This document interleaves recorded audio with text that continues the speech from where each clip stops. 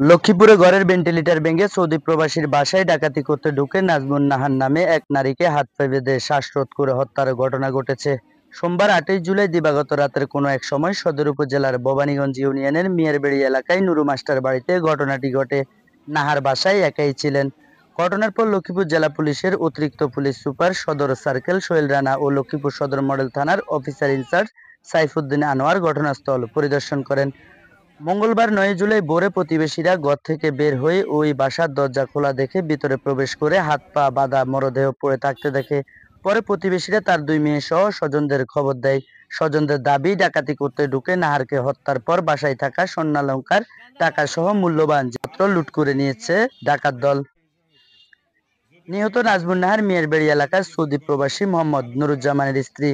প্রতিবেশী ও স্বজনরা জানায়, নাহারের ২ মেয়ে বিবাহিত। মেয়েরা স্বামীর বাড়িতেই থাকে। নাহারের স্বামী নুরুজ্জামান কর্মস্থল সৌদিতে আছেন। এতে বাসায় তিনি একাই থাকেন। সোমবার রাতে কোনো এক সময় বাসার পাশের আমড়া গাছ দিয়ে উপরে উঠে ভেন্টিলেটর ভেঙে ডাকাতরা ঘরে ঢুকে। পরে নাহারকে হাত পা বেঁধে শ্বাসরোধ করে হত্যা করা হয়। এক পর্যায়ে ডাকাত দল বাসায় থাকা স্বর্ণালংকার, টাকা সহ মূল্যবান জিনিসপত্র লুট করে পালিয়ে যায়। তবে ডাকাতরা কি পরিমাণ জিনিসপত্র নিয়ে গেছে তার সঠিক তথ্য কেউ দিতে পারেনি। সকাল ৬টা আমাকে আমার চৌকিদারে ফোন করছে। আমি থানা ফোন করছি, থানা ফোন করছি।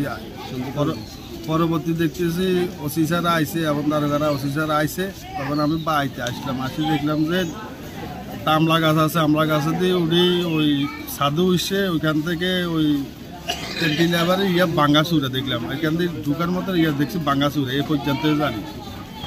রাতের শুনি এখানে শুনছি আর আমরা রাত্রে ঘটনা কে ঢুকছে না ঢুকছে মানে আমরা আসা অবস্থা দেখছি বান্ধা, হাত পা বান্ধা, এটাই দেখছি হাত বান্ধা।